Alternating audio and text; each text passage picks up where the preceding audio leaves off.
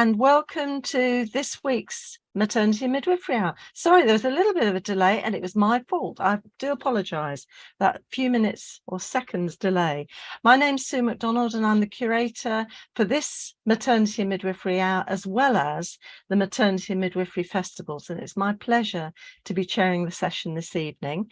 It's the 7th session of the 9th series of Maternity and Midwifery Hour, and I'm really so pleased to be joined by two wonderful women, one a midwife, one not a midwife, but both wonderful, and that's Elaine Coote, who was Hanzak, and some of you will know Elaine as Elaine Hanzak, and Rosie Doman, who's a midwife, and many of you will know Rosie too. Now, we always have to put our speakers on a little bit on the spot and ask them to share with us a moment of their week. And I shall ask Elaine first, if I may. Well, thank you for inviting me back again. Your regular listeners, watchers may remember that the last time I was here, I talked about long COVID, which I suffered from for months. And one of the things about that was for months and months, lack of energy. And that was back in April 2020, I first was ill. And it's only really the last 10 months, I would say, that I can do things now without even thinking about the energy that I'm using. And I get a real buzz at the end of doing something. I think, wow, I couldn't have done that in long COVID. Well, I've got into spring cleaning this year for the first time. I know. And I've got a gadget that I've become addicted to. And it's a little triangle that way, like almost, I suppose, like a uterus, thinking about it. But it's like, I think it's made out of copper, and you can scrape the edges of the carpet with it, you know, where the edge is quite black. And the amount of fluff that's come up, well, I'm in every room. My husband keeps saying, I know where you are because I can hear the scratching. So I'm not sure what the technical word is for this gadget, but the spring cleaning that I am doing now with the spring in my step is certainly improved by these little scratchy gadgets. I love this. It could only happen here. The moment of the week, a return to housework. But I guess that reinforces the impact of long COVID and on COVID itself, and on us now realizing how much you take for granted. Yes. So absolutely. That's a fantastic moment of the week. I'm going to have to look up this gadget later. Yes, I think maybe we'll add it to the list of resources. I think we might have to. Have to. Now, how about Rosie? Do you have a similar exciting household gadget story? Absolutely not. Anybody knows that cooking and cleaning is not my forte. Okay. No, so my moment of the week actually came today, one after the other. Actually, I was sitting in the office, being boggled down by emails and Excel, Microsoft Excel, and all the things that entails with work these days. And I got two really lovely texts after one after the other from two of my lovely midwives, both thanking me.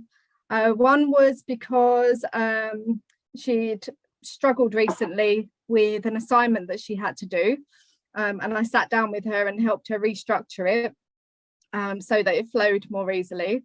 And she texted me to say that she passed the assignment and she was taking me out for a drink. That sounds and good. The other one was from one of my midwives who was stressed like most people these days because the cost of living is going up, and she really needs a holiday, and she just couldn't see how she was going to fit a holiday this year in, but she desperately needed it for her mental health. Which is quite apt for this evening's session. And I told her about some trust benefits that we have, and she has now booked herself in for a holiday in July, and she's so impressed, and she's so grateful. So yeah, two really lovely thank you texts. Well, I think you're cheating a bit, Rosie, having two moments of the week, but I think that's we'll allow you, and that's lovely to and thank you so much for sharing those moments, because I think that's really important, because those really illustrate the important things in life, and how, you know, little things can be really big for us. I've already had some very positive feedback for both of you before you've even spoken about how much people are looking forward to hearing you today. So I shall swiftly go in my usual spiel. And just to remind people, and Elaine has really highlighted it for me, but we came into being, the Maternity and Midwifery Hour, we're nearly 3 years old now. We came into being with the onset of COVID, and it was really as a way for midwives and student midwives, actually, and loads of people within the maternity services, because I know we have paediatricians and neonatologists and obstetricians joining us on occasion. So it was a good way of connecting and a good way of getting information. And obviously, initially, we had a lot of stuff on COVID because we just didn't know much about it.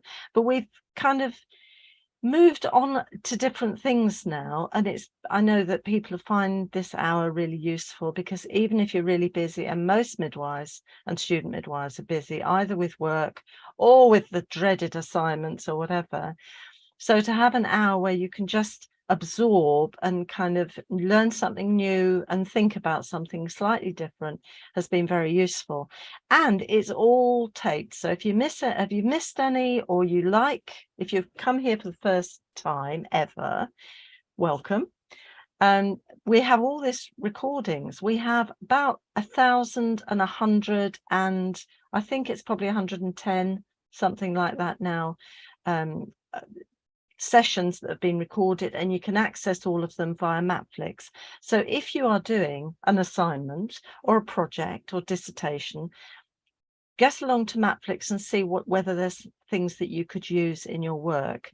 If you want something a little bit more focused, the lovely Dr. Jenny Hall does curating and we've developed these lovely box sets which are very focused and have lots of little activities. So if you're doing revalidation or anything of that nature, fantastic.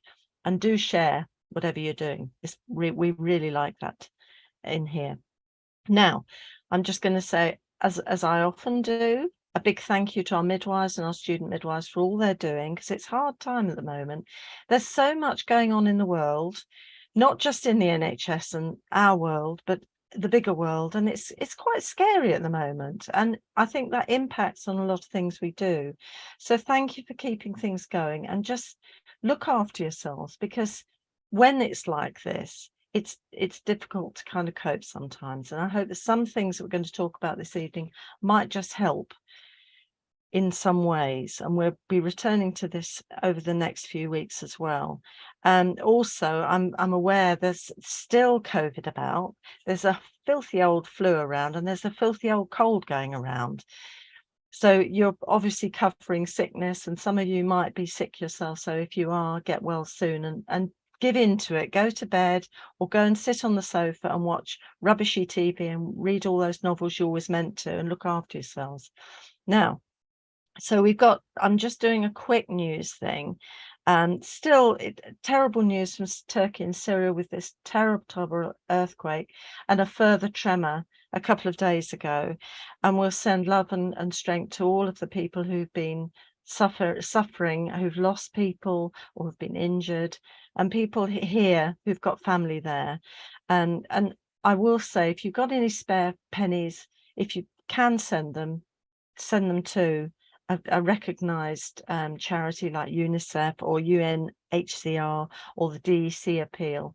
I know there's some scams around, so keep your eyes open for that, because you want your money to go to people, not to some scammer.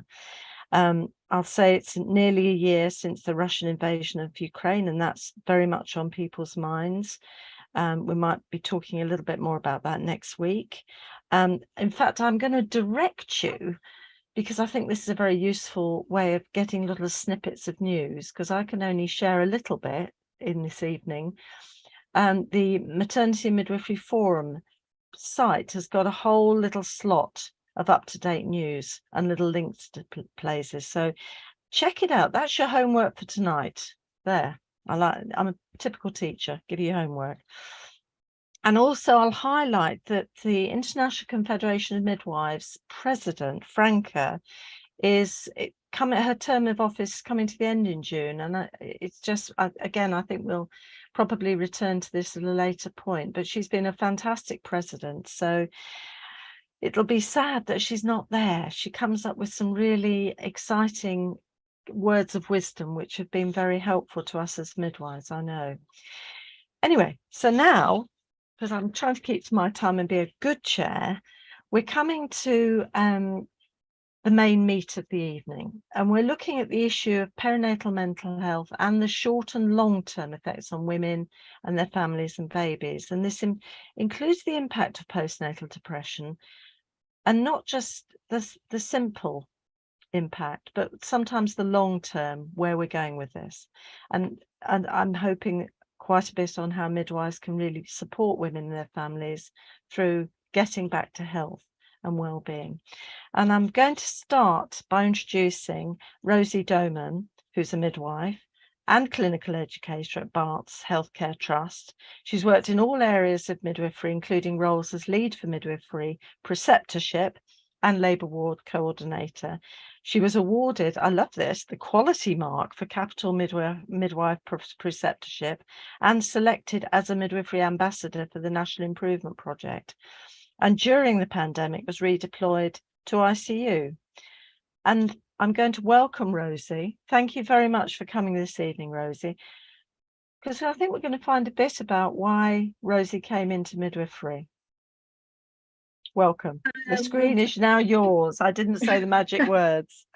No, that's fine. Hi, everyone. So, yeah, I think coming into midwifery was a bit of a fluke for me, really, actually. I was a young mum. I was working in a pub, and I was 19, and none of my family were medical. None of my background was medical. None of my family had even been to university. We were all very much working class and doing, quite simple things in comparison to midwifery. And I was doing very well in my job as a assistant pub manager at 19, and I was earning a ton of money, which is more than actually I earn now, which is surprising. And I very unexpectedly fell pregnant. And anybody that knows me knows that I'm a bit of a doer, and I just get on with things. And I try not to be phased too much by life. And when I found out I was pregnant, I was just floored, and I was devastated because, I was using contraception and, all of those things, a bit TMI. But it was just not in my plan. I wasn't married. I didn't have a house. I was very much a sensible person that wanted to be married. I wanted to have the house. I wanted to have my life in order before the family came. So my depression actually started quite early on in my pregnancy, and was not, postnatal, as it started.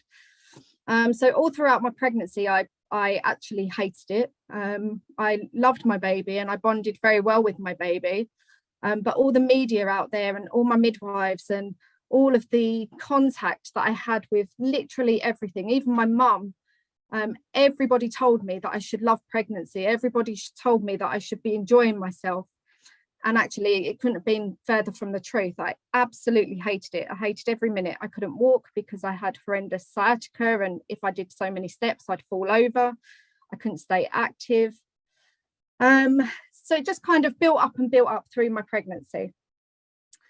And then I went into labour, and my labour was amazing. Like, after having such a horrible pregnancy, my labour was amazing. My midwives were amazing. And I was, treated with such care at that time.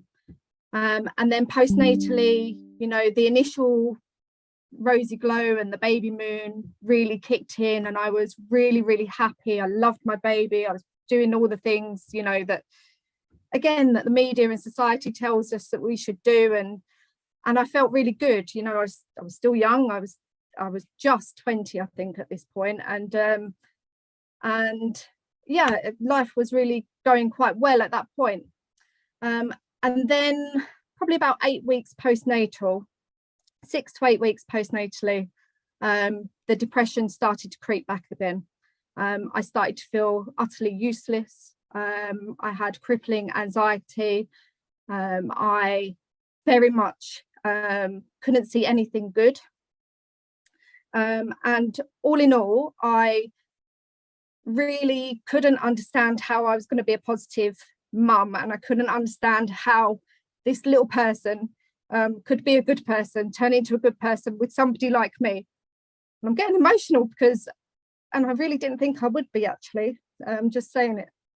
So I really didn't think that that I was going to be anything good for this baby. I couldn't see how he could be a success, how he could thrive, how he could become a great human being. I had really good support around me, amazing support around me, and they recognised that something was wrong with me, and encouraged me to go to the doctor. So I went to my doctor, and they were useless. They didn't have a clue about what I was going through. They didn't understand what I was explaining, how I felt. And actually, I was hiding a lot of how I felt because I was so scared that this medical professional would see what a fake and a fraud I was, and they'd take my baby away from me, which was my biggest fear, because obviously I was a young mum and I wasn't married and I didn't have the house and I wasn't stable, and I was just so scared that I didn't even, I didn't even share half the things that were going through my head. And my family still picked up on it. The doctor put me on antidepressants, which I started taking, but they weren't really any use, if I'm honest. They didn't really help me. They didn't make me feel any better. In fact, they made me feel worse because I felt sleepy, and I couldn't manage the things, the basic cares of the baby with the basic cares of myself, let alone myself. I didn't want to shower. I didn't want to do any of those things. And my family kicked in again, my support system. My husband, bless him, we're not married, but I call him my husband. He has been my absolute rock. He was previously, in a previous life before I met him, he was a drug and alcohol abuse counsellor. So he gave me some tips and some things that I could do to kind of acknowledge what I was going through and help me through it.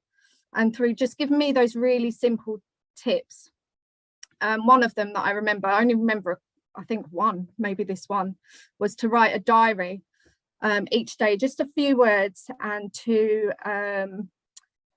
rate my day from 1 to 10 on how good or bad it was, and then so that when the next day came, if I could see I was having good day, that when I was in that dark moment, I would come through it.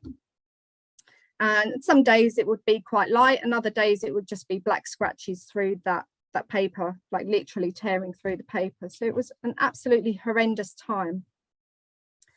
And then fast forward about 9 months, no, not 9, yeah, about 9 months, I started to feel well again, and then I started to get my ambition back, and I realized that I really didn't like my job. I hated my job now that I had a baby. It was so insignificant, and I was looking at what I could do to provide a career for my baby.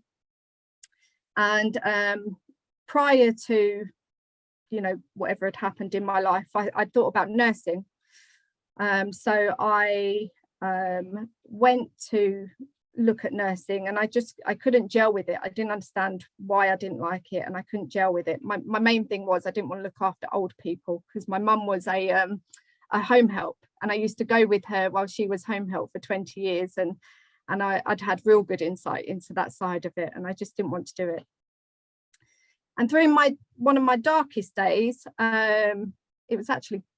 this was actually before the 9 months mark, actually. Through one of my darkest days, I was sat in a cafe in North Wales on the promenade, and I was actually contemplating suicide. I was going to leave my son in the cafe because it was a really nice cafe with lovely people in it. That was my rationale.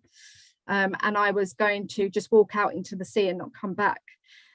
And I got talking to a man who I'd never met before, and probably overshared with him too, like I have with you guys tonight. And I told him about all my woes, and he told me, well, what do you want to do with life?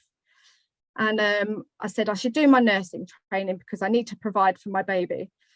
And he said to me, well, what does nursing mean to you? And I, told him, and he said to me, you're not a nurse, you're a midwife. And this man actually was a retired anaesthetic consultant. And he told me really, really straight, you're not a nurse, you're a midwife. So then when I started feeling better, I started to negotiate my ambitions and what I wanted to do with my life. And I started to look at midwifery rather than nursing, because as I started to feel better, I thought to myself, people deserve better, women deserve better. They shouldn't be going through this kind of emotion that I went through, and I knew I could do better. So I applied. For my interview, I had to do a blind timed essay, and I did that on mental health and women's health. And I was successful. And then during my training, I was really lucky. I was supported so much by my midwifery mentors and by my family and those around me. And I had a little bit of a blip again in my second year, which I don't know if that was the midwifery training second year blip, or whether that was just me. My mental health was still playing around a little bit. I still wasn't 100% stable. But I had a little blip and I came through that. I also had some very significant things going on in my life at the time, so it's not really any surprise that happened. And then I had a moment where I thought to myself, oh my God, I can't do this. How can I ever be a midwife? I'm supposed to be an advocate for women and their families, and yet I can't even advocate for myself. And I went to a bookstore and I went to buy a self-help book for the first time in my life. And it was called Feel the Fear and Do It Anyway, little plug for that book. And I opened the book when I got home, and it just had one sentence in the blurb at the beginning of the book, which said, life without fear is boring, feel the fear and do it anyway. And I've kind of lived my midwifery career with just that one sentence. Life without fear is boring, so feel fear and do it anyway. So now I qualified, I became a midwife, and I think one of the main things that I do as a midwife is I try and really share a part of myself with everybody. I let them know it's okay to not be okay. I let them know that it's great to feel okay if you feel okay, to soak it up, to just acknowledge what you're feeling and be supported through the feelings, whether that's as a service user or as a midwife. And I think by doing that, I have got quite a good following in terms of people that have worked with me. In terms of my service users, I've got so many that have sent me such lovely information over the years, such lovely cards, such lovely letters. And yeah, it's been a tough old journey, I'm not going to lie, and it's been hard, and there are times when I still struggle. And now I'm at a level of being a matron, and I still struggle, and I still have to keep myself real, and I still have to say to people it's okay to not be okay, and just to help people through it. I think that's what my purpose on this side of the fence is, just to help people through whatever it is that they're going through. So yeah, it has been a tough journey, but it's been an incredible ride, and one that I don't think I'll ever get off, if I'm honest. I think we'd be glad that you're not going to get off that journey, Rosie.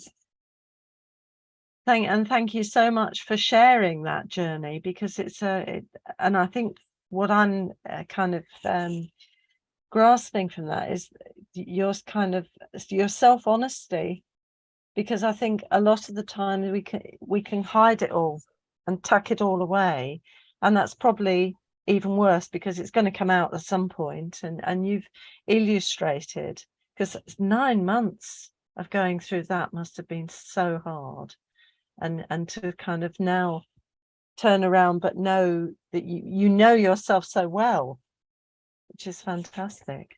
And thank you so much. I still have my moments, I'm not perfect. But I think one of the things that one of my coping strategies is, a couple of them now in days of WhatsApp is just mute all of the WhatsApp groups, accept the things that I can't do, you know, be honest with people and say when I can't do something, and prioritize what I'm doing, because you know it just gets so overwhelming otherwise. There's just too many things to do and just not enough hours in the year to do it all, or even in the day. Yeah, exactly. Well, thank you, Rosie. Thank you for starting us off with this discussion. We will return, and people are commenting so far. So for our audience, just to remind you, if you have any questions or comments you want to make to our speakers or raise this evening, you just need to go now to the right of the video player and put in a question or a comment, and then it comes through to me, which is why I'm looking over here, is because they come onto that screen for me, and I can direct them towards our lovely Rosie and Elaine. So we shall move on to our second speaker, who is Elaine Coote, who was Elaine Hanzak, which I said earlier. She's a writer, and I know she's an inspirational speaker because we've had Elaine a couple of times, also at one of the festivals. She's known to many midwives, and as an advisor and speaker on postnatal depression and bereavement and overcoming challenges. And she's taken part in TV, radio programs, and she's a very lively tweeter, as is Rosie, actually. But we all like tweeting here. And Elaine's been recovering, I think, almost completely recovered from long COVID, and sharing her experience, and her expertise is now expanding out to perinatal mental health and potential. So welcome, Elaine. Thank you so much for coming this evening, and the screen is now yours. Thank you very much, Sue. I think many people feel that the end of the perinatal period stops when you put those prized possessions, the little name bracelet from the hospital, the first bib, the first curl, the first booties in a little box, put them under your bed or somewhere special, and we can look back at that perinatal period and think, oh, wasn't that lovely? And we move on in life. And that is fantastic. And I know that is the case for some women. Yet I would love to just really tweak tonight and make you aware of how important your role is in maximising good mental health for women and all their families. I'd love to encourage you to learn more about perinatal mental health, whichever part, whatever you know at the moment. Maybe you know lots, maybe you only know a little. I'm as an ex-teacher, I'm always a believer we can always learn more. And also, I would love to inspire you possibly to look at doing some more research into this area. I'm actually turning 60 this August, and life, I don't quite know how that's happened, but it's true. And with age, let's say, I think sometimes, well, wisdom comes into it, and maybe some pearls of wisdom. So what gives me the right to be here tonight? Let me just briefly go through my story. I was a school teacher. I was happily married. I was very much a list writer. Back in 1996, when I had my baby, I'm sure if there were apps, I would have had them all, and they would have been running concurrently and everything. I planned to precision. I loved being pregnant. I rehearsed the birth. Everything was done with military precision. And sadly, the birth started out how it was going to be, you know, with the water birth, the incense burning, the panpipes playing. And I was waiting for this magical moment of this baby just appearing, my husband cradling me in his arms and the baby kissing me on the head and saying, oh, Elaine, what a wonder of nature we produced. That was on the plan. Unfortunately, the baby ultimately was born with a cord round his neck. I was whisked off to theatre. I was told later I'd had a retained placenta, a postpartum hemorrhage. And immediately, really after the birth, it was me, Elaine, that put myself in that I must be doing. I would love to tell that Elaine now, go back, Elaine, you don't have to do all of that. You need to rest when baby does. You need to listen to people. But I didn't. I was due back at work in September as a teacher, and I just felt that by then, really, my son should be driving a car. You know, it was on the list, it had to happen. So I put all these pressures on myself. I pushed people away. And the week I was due back at my teaching job, he was rushed into hospital with suspected meningitis and a very poorly little baby. And it was after that that my GP recognised that I had postnatal depression. My reaction was one of actually relief, because she explained to me it was an illness, that I could be treated and I would get better. She didn't tell me that I was useless, I was a failure, and she was surprised at me, which was what my internal dialogue was telling me. I went to a support group, I took medication because I wanted to get well, but I put on this facade of I'm doing okay. In reality, my mental health was unraveling, and ultimately by the Christmas as the mum I had longed to be, I could be found walking the streets in my nightie. When I was found, I sat on the kitchen floor and carved my legs with a knife. I threatened to throw my baby down the stairs. I bit my lovely dad, all of these things, and resulted in being admitted to the local psychiatric ward away from my baby. I was told because I'd done all of those things, I should be away from my baby for his sake. I now know, as a breastfeeding mum at the time, that was the worst thing that could have happened. And that's why to this day, I fully support the need for mother and baby units. I had 8 weeks as an inpatient. I had various treatments, but the one that I have to say put me back on the road to recovery was ECT, electroconvulsive therapy. I was diagnosed with puerperal psychosis 7 months postnatally. That usually occurs in the first few hours or days postnatally, but for me it was later, but it was still in that perinatal period. I finally did get my life back. Certainly wasn't overnight recovery, but bit by bit I did. And again, so many people back then talked about the stigma of we are surprised at you. So excuse me, I've forgotten the word. Oh dear, I'll come back to it. Compliant person I am. People said I should share my story. So I did. And my first book came out now in 2005, Eyes Without Sparkle. I gave up teaching and I've been doing the rounds of the conferences and lectures ever since. Part of my journey was I never had another baby. Our marriage dissolved, and that was one of the main reasons. And with all the things that I learned, I wrote my second book, which was called Another Twinkle in the Eye, which is a guide for parents and professionals to help people make that decision. Do they or don't they extend to their family? Because actually, in my case, and about the many other women that I am aware of and fathers, the perinatal period can actually become the best contraception, because it's so difficult. If you have had a difficult time, what do you do?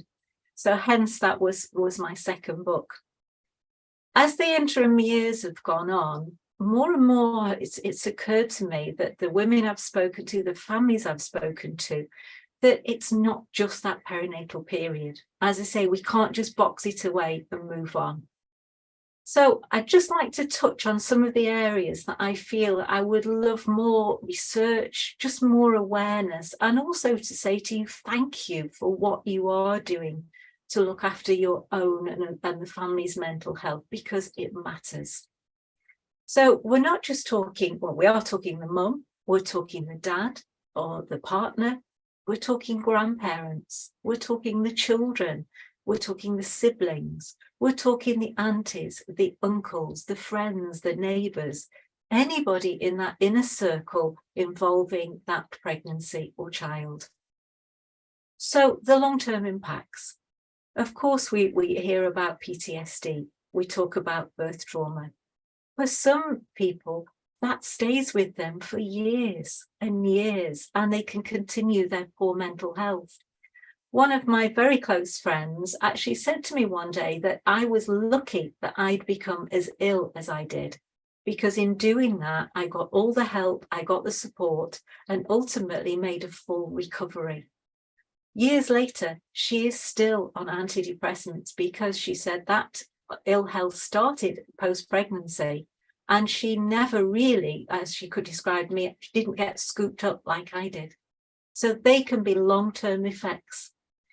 The guilt you have, as Rosie so beautifully said about, what could she do? Could she be a good enough mum really for this child?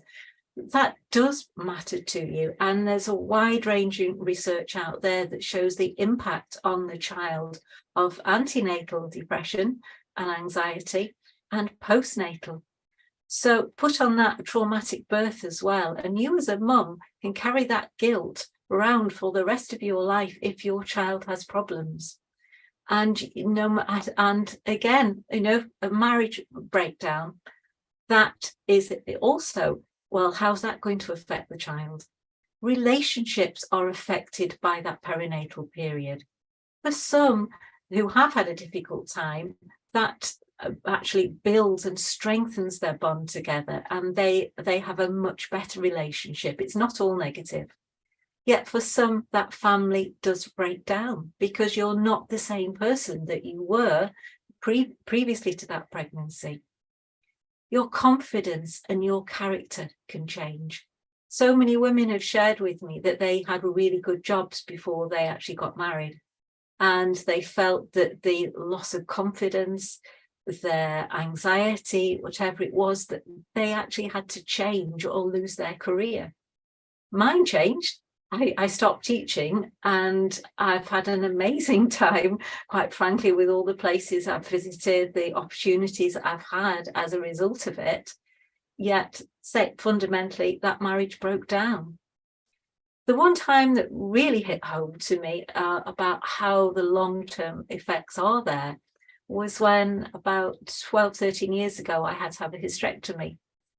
And the gynecologist just briefly said to me, did you ever want any more children? Because this is nature's way of telling you can't. And that was it. And I was grateful for all the knowledge that I have acquired through being involved with things like this, that I was aware if I needed to talk to other people about it, and just to come to that terms with that, because I'd always clung on to that hope that maybe one day I would have another child. And that was the definite, no, you won't. The menopause as well, for the women who have gone through life thinking, well, if only, or I should have done. Can we look more at what happens hormonally? If you've had a tough time perinatally, does that mean around the menopause you might have additional problems? I think the impact with you on other life changes. I lost my partner 12 years ago this week, suddenly with a heart attack. When you get something like bereavement, and you get some of the similar symptoms that you do with perinatal depression, the lack of sleep, the lack of appetite, the roller coastering of emotions, you can get very scared that, oh no, are you going down that road again? Even though the circumstances are different, that vulnerability is very much there. Friends of mine approaching the empty nest. Again, particularly if you've just had one child, you put everything into that child. And of course, it's right that they leave home and move on. But that can be another time that I know women have said how vulnerable they've felt. And also, if people have lost a baby, or maybe they had a really tough time with a premature baby, every year, every anniversary, it's, we say, oh, I lost my baby 14 years ago today. They're not celebrating there with a birthday cake or, oh, the 17, they can learn to drive. It's an anniversary that's painful. It was a baby. It was a real life. It was someone that mattered to them. So all of these things, as I say, I just feel we shouldn't just box them in that perinatal period. And I hope I've just touched on some of those things there that make you think, yes, it is important that we do have the much better resources, the facilities for perinatal mental health. I mean, even the term, 10 years ago, perinatal didn't exist. we just talked about postnatal depression. Whereas now with wonderful ladies like Rosie sharing what happened to them antenatally, as she said quite clearly, when everyone expects you to be full of the joys of spring and oh, how amazing, when you don't feel like that, it's very tough. So what can you do? I am not suggesting for one moment that I expect that as a midwife, you should also be a fully trained psychiatrist, that you should know exactly what drugs, all of these different things. No, I believe it comes down to the fundamentals of good care. Top of the list is listen. Listen, listen, and listen again. And also hear what people are saying. Really give them time to share what really is happening in their life, if they're concerned, what they are.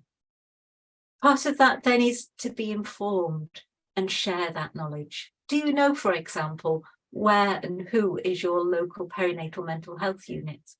Where is that network? Where is the local mother and baby unit? Do you know what puerperal psychosis is? Where could you look that up? If you don't know, I encourage you, find out. We all don't know everything, of course we don't. The important thing is to think, okay, that's a really good question, and I'll go and find out. The final point I would like to make is just, four-letter word, isn't it? Just the importance of kindness. That to me is in capitals. That is the real headline here. The small actions make the big difference. As Sue said in her introduction tonight, it is the small things that really matter. Let me take you back to the birth that I had. All hell seemed to be breaking loose down at the messy end. The water birth had gone, the panpipes had gone, and there was chaos and mayhem, it seemed.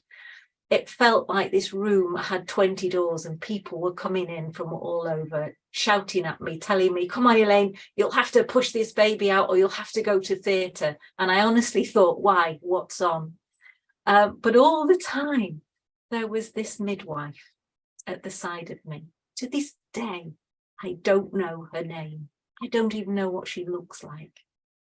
But she was holding my hand.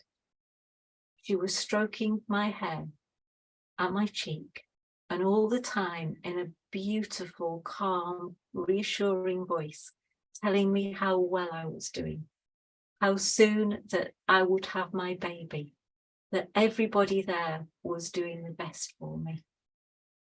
All these years on, I just can feel her presence. I know midwife means with woman. She certainly was with me. You can be with women and their families, and all that means to be with them at one of their most vulnerable, the most exciting, and the most incredible time of bringing a new child into this world. Thank you for what you do.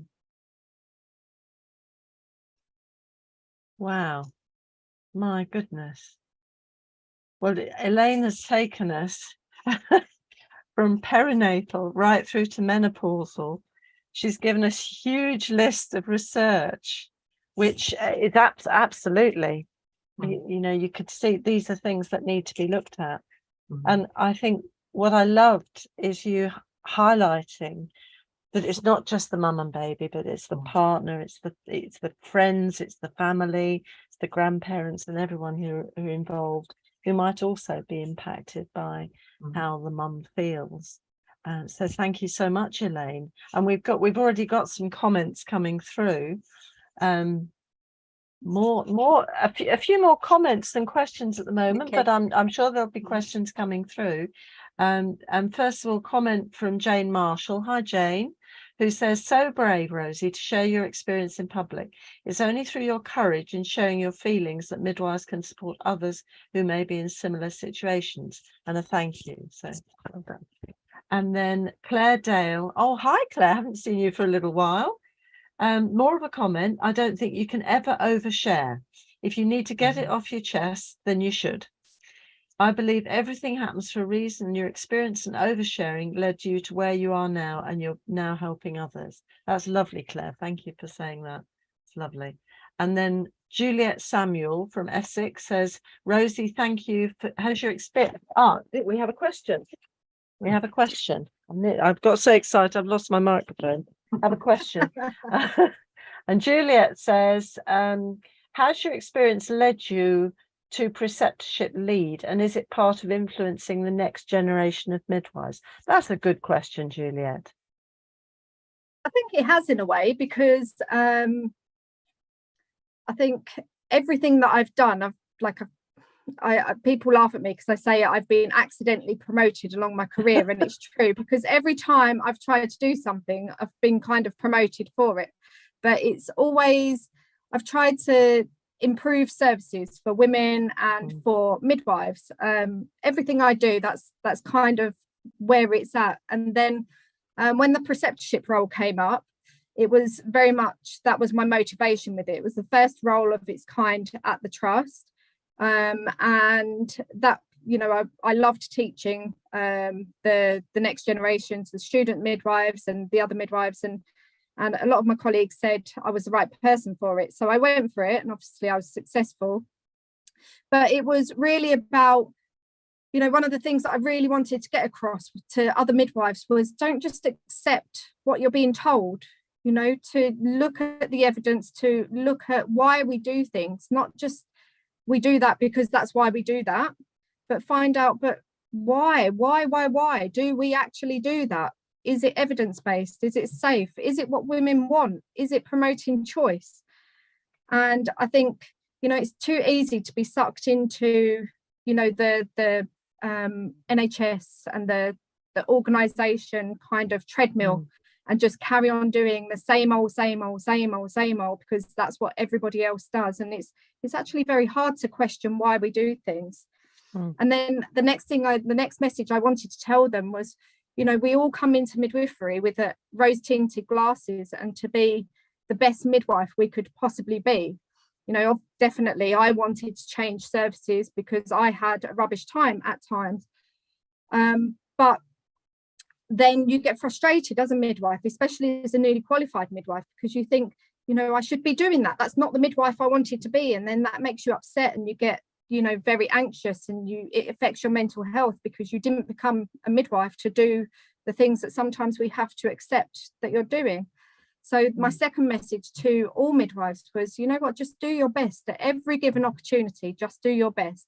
And like Elaine said, sometimes it's just that holding of your hand and helping somebody through the most traumatic time of their life, which, you know, that person probably wasn't even the case midwife. They were just attending to help the emergency situation. And yet that is the person that you remember the most and helped you through that the most. And it just goes to show what an impact that we have on every single little thing that we do. And yet that midwife probably left that room and at some point thought, you know, well, bloody hell, I didn't manage to do something for my lady, you know, I didn't do my C2G sticker, or, you know, I was quite critical of herself. So, you know, just do your best and acknowledge your best. And sometimes you will have really rubbish days where you feel like your best isn't enough, but there are women out there that appreciate that, like Elaine. Yeah, I think that was a really good kind of example of what impact we can have. And for me, as Elaine was talking, I'll let Elaine speak in a second, but I was thinking it's interesting that, you know, if you reflect on, and we're all taught as student midwives and then midwives, we need to reflect on our practice. And I wonder if that midwife had the opportunity to reflect on the impact she might have had on Elaine. She might be watching now. So you never know. That could have been any of us midwives doing the stroking of the hair and, you know, looking after you. But Elaine, I don't know if you wanted to say anything to that. I would agree with Rosie. I think whatever we do in life, it is about giving the best that you can. There's always something that we're so brilliant, aren't we, in life, in pulling ourselves down with I should have done this. Why didn't I do that? And I actually met with a friend today that we've known each other since we were 16. And of course, we were reflecting on our lives.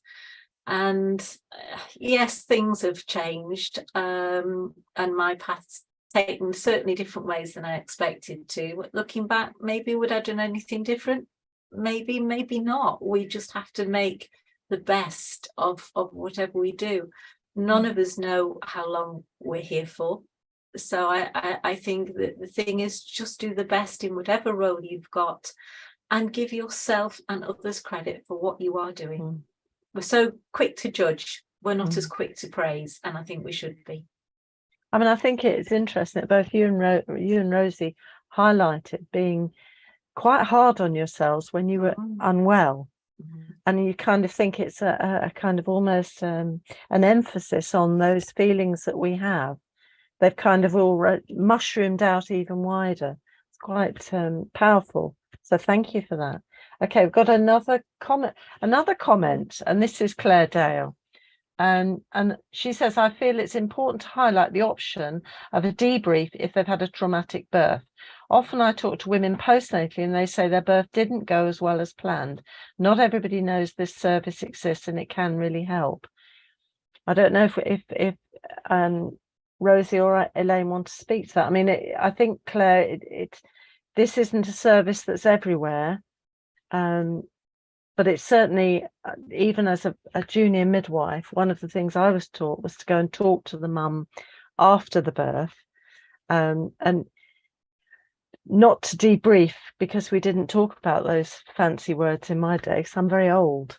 But I know that one woman I spoke to, who I thought had a lovely birth, lovely fast birth, fantastic. She was really upset when I talked to her, and it was because she didn't have an epidural, and in her mind she was going to have an epidural. And it made a big impact on me to think about, it's not just what I see, it's what the woman sees and what she experiences. But maybe I'll ask Rosie to comment on that. Yeah, I think you raise a really, really important point, because one of the things that I do teach is how it feels to be the woman on the other side. So within my clinical educator role, I am involved in the mandatory sessions for midwives each and every week. And obviously with my redeployment to ITU that came about because of my HDU training, I've kind of been more involved, and obviously with my labour ward coordinator experience, I've had very heavy involvement in terms of seeing the impact that those kind of situations can have on the family and on the woman. So I do talk to them about how birth trauma affects people, how they can lose large chunks of information. I remember one lady I looked after, she delivered, I think, the day before Valentine's Day, and the last thing she remembered was at Christmas. So, I try and share information like that so that as professionals, we don't just assume, and we don't, that we have greater awareness of what it feels like to be on the other side. Because it's like Elaine said with one of her moments with, I think you said it was your GP, or a doctor, they just it's very easy to give a one-liner that actually is really, really insensitive and can make you really hyper focus on that. But I think we are getting better in terms of perinatal mental health and the debrief services out there. Hopefully that can only improve more. There is very much an increased awareness of it, but I don't think midwives necessarily know enough that they can say to the woman, go back to the woman a day or two after the birth and say, if you have any questions about your birth, come speak to me, or here's my contact details, I'm happy to talk to you about it, because sometimes it's too soon. The hour after, or the couple of days after, sometimes it needs to be at a later date. And that's what's really nice about the birth reflection services and postnatal clinics that are cropping up now, because it really gives you that time to reflect on the situation and process what's happened, and then come back with your questions. So I'm hopeful that things will just continue to improve. I really am hopeful for that. That's grand, thank you. Okay, I'm going to move on because I'm saying another message from Jane Marshall, who says, Elaine, your message is always inspirational, as are your books. Can recommend them to listeners. Every woman has a different experience to share that midwives should be willing to listen. And then she says, how else can perinatal mental health provision improve? So she's given a comment and a sneaky little question. Well done there, Jane. Sneaky. Thank you for the commendations there, Jane. Thank you very much. I appreciate that. I think they can improve by having more of them. I feel that since I started out on this path officially since 2005, we have come such a long way with services everywhere. When conferences I do these days, and I look down the list of attendees, we have roles that didn't even exist 10 years ago. So I think we have to celebrate that. And I think we still need to continue to grow it in the same way that mental health is far more now generically on everybody's agenda. I remember some of the speakers, friends that I had when I first started this out, say in 2005, I was the novelty act. No, you're talking about mental health. I know that's not something we talk about. And I'm now quietly amused that some of the business speakers are now saying, oh, let's talk about mental health. So maybe if we do get more of this interest more globally from the corporate world and the businesses, I would love to see them put their money where their mouth is as well, and support the whole families. And not just about, oh, well, mum needs an extended leave. What about dad? What about the grandma? What about the grandpa? Let's make it. I mean, I know there have been slogans, haven't there, that perinatal mental health is everybody's business. It is, and it should be. Beautifully put. Beautifully put. Thank you so much. Now we've got Pauline Brogan. Hi, Pauline. She says, it's a comment, this one. So inspirational. I look forward to getting your books, Elaine. Thank you. That's 2 books. Good. And actually, I should have mentioned that one of the books has got a 20% discount on. Both of them. Both of them. And yes. Also, all of the, there's lots of resources to avail yourselves of. And I know Paul is busily put them online for you all. And she says then, I work as a midwife in Northern Ireland, and I'm currently undertaking a perinatal mental health module in Queen's University Belfast. Well, that's fantastic. And that's something pretty new and spiffy. So thank you for that. And then Jacqueline Richards. Hi, Jacqueline. So such an inspirational insight. Thank you for sharing with such bravery and honesty. My question is this: how can we empower women better to prepare and anticipate emotional changes associated with pregnancy and childbirth? Whoa, is that one for Rosie or is that one for Elaine? Should we start with Elaine? Go with Elaine, yeah. Okay. I think it is by sharing the stories, and also we have to acknowledge that maybe when you're pregnant you don't want to know. It's a bit like saying, oh, it's great, I've just got engaged, that's brilliant, wonderful, and someone saying, oh, that's great, would you like to know the name of a good divorce lawyer? We don't really want to go down that route, do we? And I know certainly at the antenatal classes that I attended, I know that mental health was mentioned, and glibly at that, I thought, postnatal depression won't happen to me because I write lists. Yet I think we still have to share that information, or at least to signpost to say, look, we are hopeful that this is going to go beautifully. If there are changes, if it's not feeling like you think it should do, or how we, plan A doesn't go to plan A, there are resources, there is information out there. The big thing is to say how you feel, to be honest. And I wasn't. But I guess the good thing is that we are perhaps becoming less stigmatized about this. Yes, and hopefully women will feel, and their partners also, because it's an issue for the partners as well in coping with it and being able to say honestly how they feel. I'm moving fast because we got just 2 more questions now. I've got Samina Akhtar. Hi, Samina, who says, do you think the perinatal midwife within the trust should do like a ward round daily on the antenatal postnatal wards, like debriefing if required, if the doctors aren't available and the ward midwives are busy? That might be one for Rosie. I don't know about the answer to this. I think this is quite tricky. Yeah, I think it's quite tricky, to be honest. I think if you've got an established relationship with that person, it might be harder to infiltrate that if you're the perinatal mental health midwife. You know, certainly where I came from in my head, I never would have shared anything with that person, because for me, that was a direct route into having my baby taken off me. So I don't think I would have ever have shared anything with something like that. What I would say is, within my midwifery ambassador role, one of our facets is listen with fascination. So I would, you know, just urge midwives, just, you know, we have a checklist within our work of buzz questions that we need to ask. So ask them, but don't make them sound like they're off a checklist. You know, make them sound like you're interested, that you care. And then when the answer is coming, you know, put down your pen and paper or come away from the keyboard. We all hate it when the GP is tapping away on the keyboard and we're in front of them.